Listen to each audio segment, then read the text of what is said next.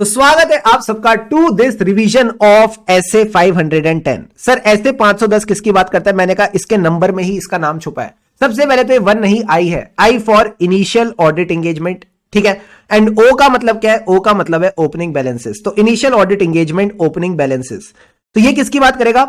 Auditor की क्या responsibility है ओपनिंग बैलेंसेस को लेके। अच्छा मुझे बताओ, ओपनिंग बैलेंसेस में क्या सिर्फ अमाउंट आती है या ओपनिंग बैलेंसेस को लेके जो डिस्क्लोजर है वो भी आते हैं? सर दोनों आते हैं, अमाउंट्स भी आती है और उसके रिलेटेड जो डिस्क्लोजर है वो भी आता है। डिस्क्लोजर का मतलब है नोट्स टू अकाउंट्स। अच्छा नोट्स टू अकाउंट्स में क्या जाता है? Contingent liability. तो यही पॉइंट इन्होंने बोला कि हमें ओपनिंग बैलेंसेस देखने हैं। ओपनिंग बैलेंसेस में कहीं ना कहीं अमाउंट्स तो आती ही हैं, साथ ही साथ डिस्क्लोजर्स भी आते हैं जिसमें कंटिंजेंट लायबिलिटीज वगैरह जाती है, यानी कंटिंजेंसीज एंड कमिटमेंट्स। अब सर ये इनिशियल ऑडिट एंगेजमेंट का क्या मतलब है? सिंपल सी बात है, पिछली बार का जो ऑडिट है वो आपने नहीं किया, यानी this is your first time audit, this is your first time audit with this client. तो सर पिछली बार का क्या हुआ? मैंने कहा पिछली बार का ये हो सकता है किसी और ने ऑडिट किया हो, यानी these were audited bye a predecessor auditor, या फिर उनका ऑडिट ही ना हुआ हो, यानी जो financial statement for prior period है उनका ऑडिट ही नहीं हुआ। दोनों में से कोई एक केस हो सकता है, या तो किसी ने ऑडिट नहीं किया या they were audited by some other auditor, ठीक है सर। अब ये इनिशियल ऑडिट एंगेजमेंट में दिक्कत क्या है? मैंने कहा बस दिक्कत इसी है कि जनरली आप क्लोजिंग बैलेंसेस चेक करते हो, बट क्योंकि ये इनिशियल ऑडिट एंगेजमेंट है आपको ओपनिंग बैलेंसेस भी देखने पड़ेंगे। एंड ओपनिंग बैलेंसेस का पल्लू पकड़ के कौन कौन पीछे पीछे आ जाती है? Accounting policy. तो इस ऐसे में दो चीजों पे फोकस रहता है, एक तो ओपनिंग बैलेंसेस पे, एक उनकी अकाउंटिंग पॉलिसी पे। ओपनिंग बैलेंसेस में देखना क्या है कि कोई मटीरियल मिसस्टेटमेंट ना हो। इसको कहने का लहजा कैसे होता है कि ऐसी कोई मिसस्टेटमेंट ना हो जो करंट ईयर के फाइनेंशियल स्टेटमेंट को मटेरियली अफेक्ट करती है। बोलो मेरे साथ, ऐसी कोई मिसस्टेटमेंट ना हो जो करंट ईयर के फाइनेंशियल स्टेटमेंट को मटेरियली अफेक्ट करती है। एप्रोप्रिएट अकाउंटिंग पॉलिसी के साथ क्या है? दो चीजें, या तो आप इसको कंसिस्टेंटली अप्लाई कर रहे हो, मतलब इसमें चेंज नहीं किया, या फिर अगर आपने चेंज किया तो आप सबने कहीं ना कहीं AS5 में सीखा है। सर क्या सीखा है? कि अगर change in the accounting policy होता है तो उस पर रेट्रोस्पेक्टिव इफेक्ट होता है, प्लस आपको यह बात फाइनेंशियल स्टेटमेंट में डिस्क्लोज करनी पड़ती है कि आपने अकाउंटिंग पॉलिसी को चेंज क्यों किया।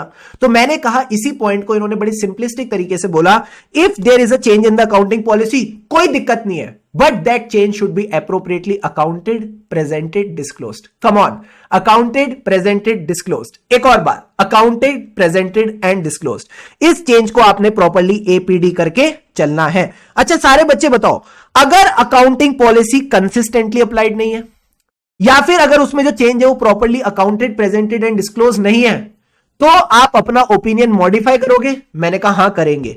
ऐसे केस में हम मानते हैं कि भाई साहब हमको एज अ ऑडिटर एविडेंस मिल चुका है, क्योंकि एविडेंस मिल चुका है और अकाउंटिंग पॉलिसी को आपने ठीक से अप्लाई नहीं किया, या फिर उसका जो चेंज था उसको ठीक से अकाउंट, प्रेजेंट एंड डिस्क्लोज नहीं किया, तो कौन से दो ओपिनियंस पॉसिबल है? सर क्वालिफाइड और एडवर्स।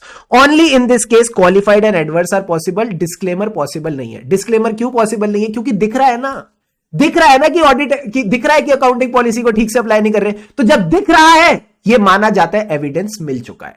क्लियर है? क्लियर है सर। इसके बाद ये कहता है ओपनिंग बैलेंसेस को चेक करो। सर ओपनिंग बैलेंसेस को चेक करने के लिए हमने 3 प्रोसीजर सीखे हैं, बताना क्या क्या थे? सर अगर पिछले साल के फाइनेंशियल स्टेटमेंट का ऑडिट हुआ है तो उनको उठा लो, उसी में से चेक कर लो कि closing balances are correctly brought forward, ठीक है। दूसरा नाम था कैप, तीसरा नाम था सैप। मैंने कहा ये तीनों प्रोसीजर डायरेक्टली मत लिख के आना, पहले थोड़ी भूमिका बनाना। भूमिका बनाना मतलब कल का क्लोजिंग आज का ओपनिंग, कल का क्लोजिंग आज का ओपनिंग, यानी prior period closing balances have been correctly brought forward as opening balances. अगर उनमें कोई गलती थी तो वो क्या होते हैं? सर वो पुराने पाप है, यानी those are the prior period item, उनको आप PNL में दिखाओ। सो पहली चीज आपने देखनी है, prior period closing balances have been correctly brought forward to the current period as a opening balance. But अगर आपने उनकी कुछ गलतियां ठीक करी हैं, उनमें कुछ एडजस्टमेंट्स करी, तो उसको प्रायर पीरियड आइटम बोलते हैं, and that should be reflected in the current year PNL। दूसरी चीज क्या थी? सर अकाउंटिंग पॉलिसी, वो भी तो इसके साथ साथ आ जाती है। आपने देखना है एप्रोप्रिएट अकाउंटिंग पॉलिसी फॉलो हुई है। फिर आप अपने तीनों प्रोसीजर लिखो जो आपको बहुत अच्छे से आते हैं। सर क्या? कि copy of audited financial statement ले ली, कैप करा, सैप करा। अच्छा कैप का एग्जांपल देके बताना, करंट ईयर ऑडिट प्रोसीजर का एग्जांपल देके बताना। सर डेटर्स वाला, जब आप क्लोजिंग डेटर्स निकालते हो तो आप करंट ईयर में क्लोजिंग डेटर्स को तो टेस्ट करोगे? हाँ सर क्लोजिंग डेटर्स को टेस्ट करेंगे। जब मैं क्लोजिंग डेटर्स को टेस्ट कर रहा हूं, जब मैं क्लोजिंग डेटर्स को टेस्ट करता हूं तो मैं कैसे टेस्ट करता हूं? सर आप ना रिकंसिलिएशन बनाते हो कि एक ओपनिंग डेटर्स रहेगा, उसमें हम क्रेडिट सेल्स करेंगे, उसमें से रियलाइजेशंस माइनस करेंगे एंड उसमें से बैड डेट्स माइनस करेंगे तो क्लोजिंग आ जाएगा। तो यानी तुम करंट ईयर में क्रेडिट सेल्स चेक कर रहे हो? हां सर कर रहे हैं। क्या तुम करंट ईयर में रियलाइजेशंस चेक कर रहे हो? कर रहे हैं। क्या तुम करंट ईयर में बैड डेट्स चेक कर रहे हो? हां सर कर रहे हैं। तो जब तुमने रियलाइजेशन चेक करी, क्या ओपनिंग डेटर्स में से कुछ रियलाइजेशन हो सकती है? हो सकती है। क्या ये ओपनिंग डेटर्स में से बैड डेट्स हो सकती है? हो सकती है। तो जब आपने रियलाइजेशन और बैड डेट्स चेक करी, क्या इनडायरेक्टली आपने ओपनिंग डेटर्स को चेक कर लिया? हां सर कर लिया। This is a current year audit procedure. यानी करंट ईयर के प्रोसीजर से ही आपको ओपनिंग बैलेंसेस पे थोड़ा कंफर्ट आ गया। सर ये स्पेसिफिक ऑडिट प्रोसीजर क्या है? मैंने कहा स्पेसिफिक ऑडिट प्रोसीजर भी बड़ा मजेदार है कि सपोज आप बैंक चेक कर रहे हो, अब आपने इस साल की तो बैंक कंफर्मेशन लेनी है जो क्लोजिंग वाली है, तो मैंने कहा लगे हाथों मालिक आप ओपनिंग की भी ले लो। तो ये स्पेसिफिकली मैंने क्योंकि ओपनिंग के लिए, तो इसको क्या बोलते हैं? Specific audit procedure. Is this point clear? Yes sir. तो यही तो तीनों बातें लिखी हैं, बस यही बातें आपको ध्यान में रखनी है। अब इसमें थोड़ा मसाला आईसीआई हो सकता है एग्जाम में ऐड कर दे कि while performing the audit procedure, auditor को लगा that opening balances could be materially मिसस्टेटेड। अगर कुड बी मटीरियली मिसस्टेटेड है तो ध्यान रखना कुड बी लिखा है। कुड बी मतलब आशंका है। अगर आशंका को यकीन में बदलना है तो एडिशनल प्रोसीजर करने पड़ेंगे। तो इस केस में आप बोलना कि हम एडिशनल प्रोसीजर करेंगे। फिर एडिशनल प्रोसीजर करके अगर कोई मिसस्टेटमेंट मिली तो ऐसे 450 ने सिखाया पहले इसको ठीक कराने जाओ, यानी कम्युनिकेट करो to management and TCWG.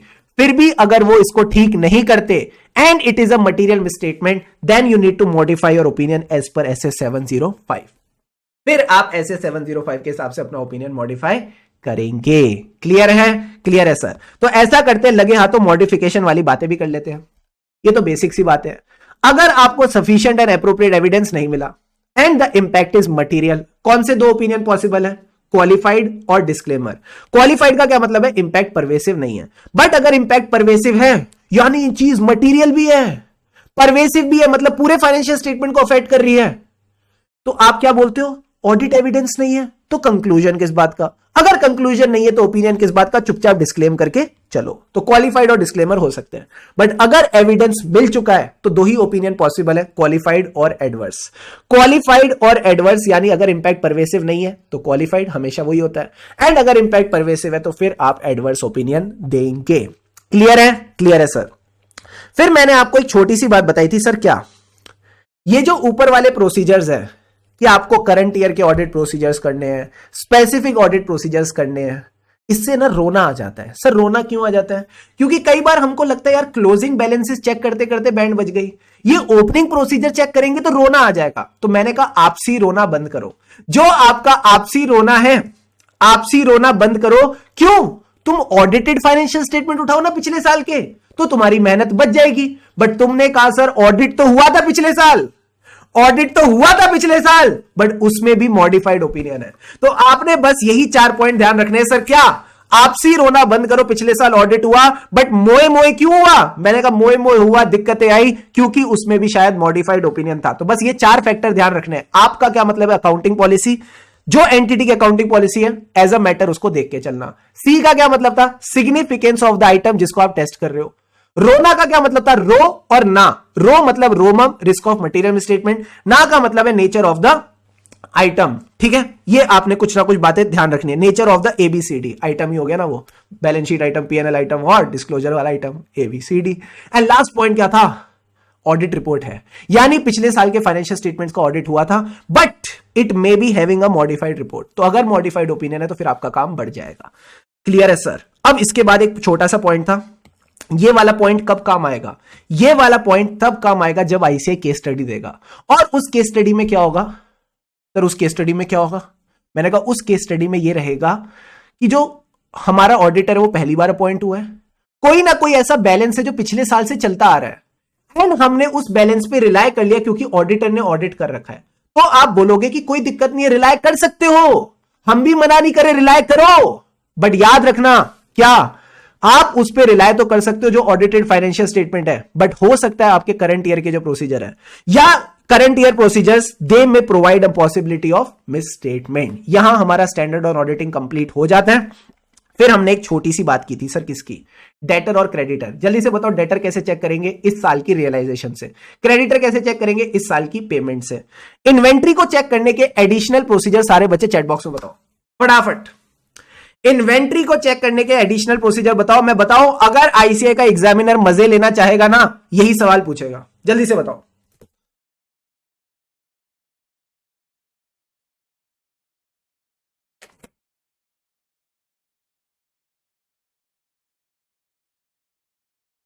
Come on everyone.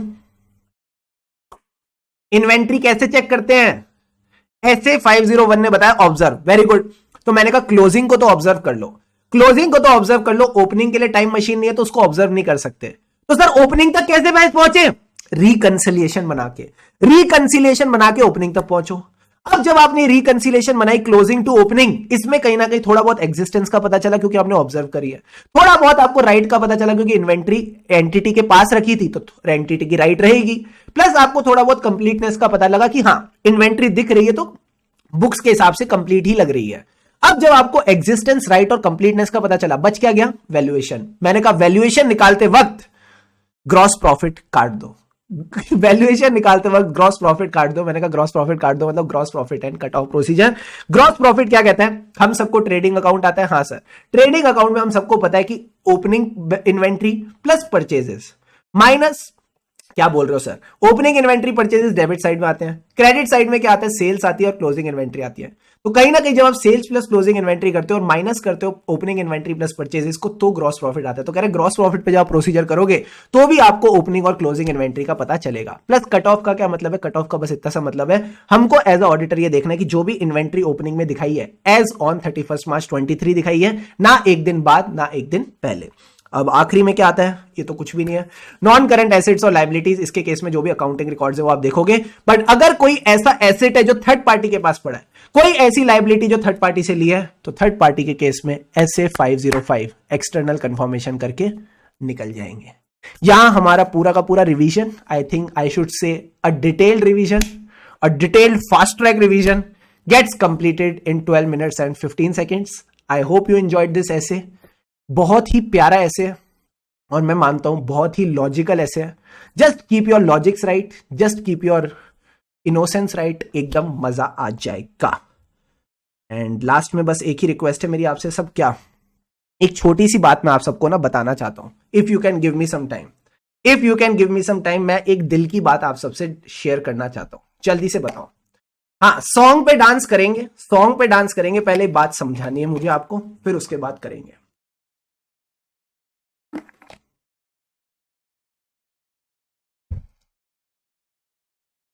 Ready? बताओ सर, सुनना मेरी बात। See I am not sure how many of you know, मैंने वैसे फर्स्ट क्लास में बताया था, I did my BCom honours from SRCC। ठीक है, शो ऑफ नहीं कर रहा, तुमको एक रियलिटी चेक दे रहा हूं, समझना। SRCC का क्या मतलब है sir? It is the top commerce college of India, कहीं ना कहीं इंडिया का टॉप कॉमर्स कॉलेज है। एंड आप मान सकते हो जो भी बच्चे यहां पे जा रहे हैं सारे ब्राइट स्टूडेंट्स ही होते हैं। मतलब इनके पास आप मान के चलो टैलेंट की तो भाई साहब कोई कमी नहीं है। मतलब सबसे ज्यादा अगर मैं मानू ना, टैलेंट अगर रहेगा तो मान सकते हो इनमें रहेगा, क्योंकि इन्होंने क्या किया ना, इन्होंने 11th और 12th में जो डिसिप्लिन दिखाया है, जो कंसिस्टेंसी दिखाई है, उसके बाद ये टॉप में बने तो SRCC ने इनको कहीं ना कहीं एडमिशन दी। अब एक बात समझना, कई बच्चे सोचेंगे सर जो SRCC के बच्चे हैं टॉप वाले, इनकी तो सर इंटर में 100% आती होगी, 100% पास परसेंटेज रहती होगी, है ना। मतलब SRCC का जो लड़का रहेगा या लड़की रहेगी वो तो इंटर में फेल ही नहीं होगी। मुझे भी ऐसा लगता था, मुझे भी ऐसा लगता था, ये झूठ है। SRCC के बच्चे भी फेल होते हैं इंटर में। सर क्या बात कर रहे हो? और तुमने उसका नाम सुना है SOL का? हाँ sir, school of open learning, DU का रहता है SOL। ठीक है, इसके बच्चे होंगे कई सारे जिनकी रैंक भी आ जाए और जिनका फर्स्ट अटेम्प्ट में भी क्लियर हो जाए। क्या बात कर रहे हो सर, ऐसा भी होता है? हाँ ऐसा होता है। अब इस चीज से तुमको क्या समझ में आ रहा है? कुछ सोच सकते हो इस चीज के बारे में कि SRCC का जो ब्राइट टैलेंटेड बच्चा ये इंटर में फेल हो गया, और जो स्कूल ऑफ ओपन लर्निंग यानी जो किसी कॉलेज नहीं गया है उसने कहीं ना कहीं फर्स्ट अटेम्प्ट में भी क्लियर कर दिया, रैंक मिली आई, उसने धुआंधार काम कर दिया। मतलब क्या है सर? मतलब यह है आप कभी भी रीस्टार्ट कर सकते हो, आप कभी भी जिंदगी की नई शुरुआत कर सकते हो। फर्क नहीं पड़ता आप पास्ट में कैसे रहे हो, मीडियोकर रहे हो, अच्छी पढ़ाई नहीं करते थे, ठीक है, पेरेंट टीचर मीटिंग से वापस आते थे तो वापस आते आते तक घर पहुंचते तक तो आपकी हालत ही खराब हो जाती थी। सर क्यों? पेरेंट से पिटाई करवा करवा के। ठीक है, आप कभी भी अपने आप को रीस्टार्ट कर सकते हो।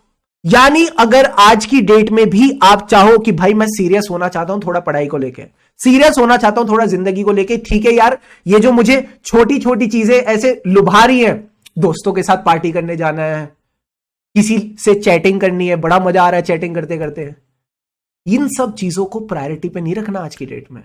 अगर आप अभी भी संभल जाते हो ना, आप ये सब चीजें अचीव कर सकते हो। That's what I am trying to convey. और ये जो बच्चे बड़े बड़े कॉलेजेस वाले हैं, इनसे बस मेरी एक ही रिक्वेस्ट है, सक्सेस जो चीज है ना, इसको मानो आप सक्सेस ना रेंट पे लेते हो, एंड इसकी रेंट आपको रोज देनी पड़ती है। यानी जो डिसिप्लिन आपने 11th और 12th में दिखाया जिससे आपको कोई बढ़िया कॉलेज मिले, वही डिसिप्लिन आज भी दिखाओगे तो पास हो जाओगे। क्योंकि मैं तो एसआरसीसी वाला हूं, मैं नहीं फेल हुआ, ठीक है, पहली बारी में। क्यों? क्योंकि मुझे पता था ये जो भी सक्सेस होता है ना, इसकी रेंट रोज पे करनी पड़ती है, in the form of discipline, in the form of consistency.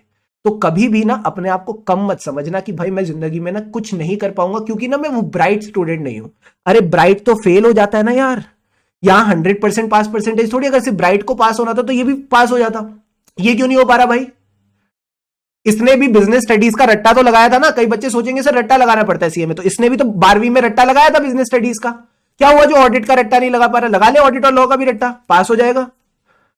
इसने मेहनत करनी छोड़ दी, बस इसने लाइटली ले लिया। इसको लगा यार मैं एकदम धुआंधार हूं तो लेट्स डू इट, एंड इसको लगा मेरे पास कुछ खोने को नहीं है, मेरे पास कुछ खोने को नहीं है बट पाने को बहुत कुछ है। तो ये लड़का मेहनत कर गया, ये लड़की मेहनत कर गई और रैंक और फर्स्ट अटेम्प्ट में पास हो गई। बस मैं इतनी सी बात आपको बताने की कोशिश कर रहा हूं। समझ रहे हो? समझ रहे हो सर? तो बस इतनी सी बात आपने ध्यान रखनी है, नेवर अंडर एस्टिमेट योरसेल्फ।